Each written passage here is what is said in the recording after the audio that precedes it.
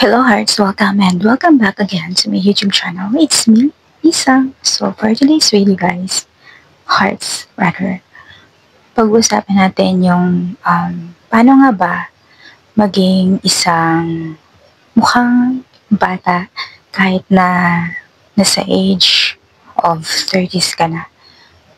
Kasi ako 31 years old and yun nga, marami nagsasabi na kapag kasama ko yung mga kapatid ko, ang edad kasi ng mga kapatid ko is 17 years old, then yung isa na sa 20, parang sinasabi nila is parang kaming kambal or something, parang magkaedad na kami, ganun, kambal, ganun. Kaya minsan napaisip ako or natawa na lang ako kapag sinasabi nila yung mga bagay na yun.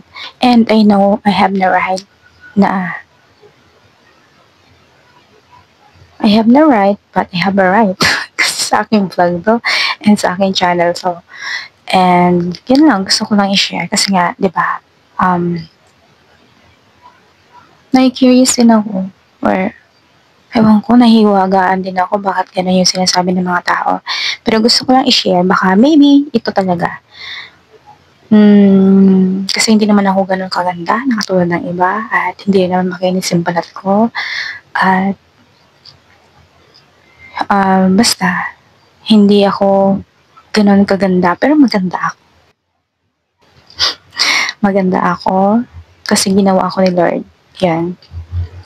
And gusto ko lang i-share kasi baka maybe effective, di ba? And siguro kasama na rin siguro dito yung pinapakain mo yung sarili mo spiritually. Kaya ka look young. And basta parang nakakaya siyang i-share kasi parang feeling ko hindi naman kailangan sabihin kapag ganitong mga itsura. Pero gusto ko lang i-share kasi yun nga, yung nakikita ko or yun yung mga narinig ko na sinasabi ng ibang tao sa akin. Kaya maybe nga, maybe yes, maybe not. Look young. And yeah, siguro gusto ko rin i-share yung mga epekto ng pagiging mukhang bata kaysa sa edad na meron ka at sa sitwasyon na meron ka ngayon. Especially sa work. Kasi parang feeling ko nakaka-apekto talaga siya. Nakaka-epekto talaga siya sa tingin ko. Yung kapag mukha kang bata is parang compare sa edad mo is hindi ka masyadong pinagkakatiwalaan kasi sa tingin nila kulang pa yung knowledge mo. Parang ganon or parang something ganon. Siguro hindi mo na sa video ito. Maybe isi-separate ko na lang siya. And hindi lang siya one time na nangyayari or hindi lang siya ngayon nangyayari sa akin kasi nga kahit before sinasabi talaga nila sa akin kasi late na rin kasi ako nag-aral at syempre mas ahead ako sa mga kasamahan ko sa school and nung nag-OJT kami sinasabihan ako na yan ba ako that time 23, 24, something like that. Sabihin nila ako, how old are you? Ilang taon ka na? Then kapag sinabi ko yung edad ko, sinasabi nila sa akin, hindi daw ako mukhang 24 years old. Para lang daw akong 18 years old, something ganun. Minsan, napapaisip ako, siguro na rin kasi, naisip ko na lang na baka minsan sa mga ginagawa natin, like, kapag kunyari maging totoo tayo sa sarili natin, kasi gano'n lang talaga ako, totoo tayo sa sarili natin, and be kind to other people, and huwag natin kakalimutan ngumiti, kasi hindi ko alam scientifically, kasi hindi naman ako magaling talaga, or hindi ako masipag mag-aral, but na si-sense ko lang or nafe-feel ko lang. Maybe kasi kapag ako kasi mahilig talaga ako matulog. So, tingin ko, yun, nakaka-affecting yan, mahilig matulog. And then, hindi ko pinipigilan yung emotion ko kapag gusto kong umiyak. Umiiyak talaga ako. Kung nagagalit ako. Pero not yung mag-iskandalo ka na sa mga tao. Hindi ganun. Alam mo naman yun kung paano. Like, for example, galit ka. Pwede kang umiyak or isulat mo sa papel. Or kung gusto mong magbato.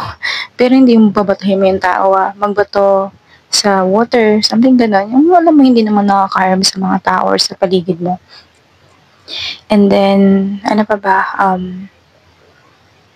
Syempre, alagaan mo yung sarili mo. Then, kumain ka ng maayos, 3 times a day.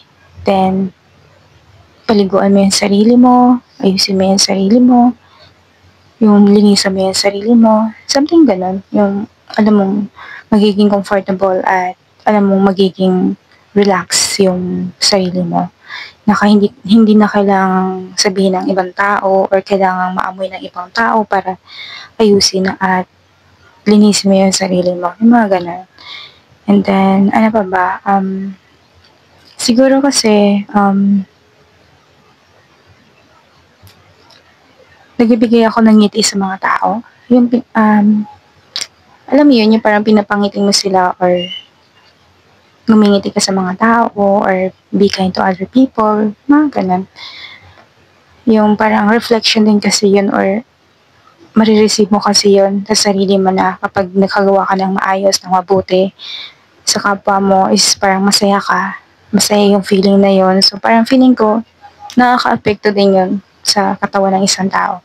Hindi ka lagi nagkagalit or sabi ko, di ba, wag mong isuppress yung feelings mo or emotions mo, ilabas mo yan. Siguro, okay lang naman siguro, pero wag naman araw-araw na tipong parang, basta, pangit kasi yun. And, yun, kung gusto mong umiyak, umiyak ka. Basta ilabas mo yung feelings mo. And, lumabas ka ng bahay. At, makipag-usap sa mga kapatid, sa family, sa friends, or kung sino yung gusto mong makausap. Pero wag yung mga taong alam mo na kapag nakausap mo sila is pag-uwi mo, madidepress ka. Diba? So, ayun, ano mo lang din, accept, i-embrace mo yung feelings mo, yung emotions mo, kung ano yung mga pinagdadaanan mo, ganun, ilabas mo yan. Kasi, kaya nga tayo, tao, nature natin or naka-design tayo para feel natin yung mga senses natin, yung emotions natin, yung feelings natin. Marami kasing tao na pinipigilan nila yung emotion nila kasi ayaw nila ipakita sa mga tao na mahina sila. Kahit hindi mo naman kailangan ipakita sa mga tao, sa sarili mo, papasok ka sa room, kung gusto mong umiyak, umiyak ka, di ba? Ganun. Kung gusto mong matulog, matulog ka. Kung inaanto ka, or nagugutom ka, kumain ka, di ba? Kumain ka kasi nakaka-apekto din yun. And alam mo yung too much alcohol, too much puyat, mga ganon. Napapansin ko lang sa mga taong ganon, na-observe ko lang sa kanila is mas mabilis silang mag-mature yung itsura nila. And yung sobrang stress din, sobrang pagod. Talagang yung halos parang wala ka ng pahinga, nakakaano rin talaga siya, nakakadagdag siya ng yung sa physical aspects mo is nakakadagdag siya ng parang mas matanda ka na doon sa edad mo tingnan. Ganon. And also, basta ganon na yung nare-realize ko sa physical appearance natin na dapat maging totoo tayo sa sarili natin, i-embrace natin yung emotions natin, yung feelings, and maging kind to other people, and pahalaga natin yung sarili natin, alagaan natin yung sarili natin. Yun ang tingin ko, yung epekto ng kapag naging totoo at naging na-embrace mo yung pagkatao mo. Sa tingin ko yun yung epekto ng yung parang look young kung titingnan, 'di ba? Yung parang kang bata kumpara doon sa edad na meron ka ngayon. Ngayon. And then, syempre, nasa ayos din ng tao. Siguro, baka, ayun nga, sasabihin niya, baka ka namang matanda, ganun. Pero yun nga, sinishare ko lang kasi yun yung sinasabi ng mga tao kapag nasa labas kami. Kasama ko yung mga kapatid ko na mas bata sa akin. Ayun. And, yun lang, gusto ko lang i-share sa inyo. Masama ba? So, I think that's all for this topic, and thank you for watching. And please like and subscribe. Bye! And kung napapansin nyo na yung look nyo sa personal and also sa video or camera is mas parang nagkakaroon ng difference kasi I don't know, maybe na-filter niya yung mga marks, spaces, or sa kung ano man. And yun lang, gusto ko lang sabihin yun kasi maybe kasi sa personal is hindi ko na nagkahalata yung pimples or hindi ko na nagkahalata yung age, but sa video is parang nafi-filter niya yung parang yung mga angle ng faces, yan. And then kung ilang taon ka na, parang or yung sa texture ng skin, parang na-filter niya kaya siguro mas mas ang tawag nito, parang mas matanda siya tingnan kumpara sa personal na looks mo. Bakit ba ako nag-explain? Ha?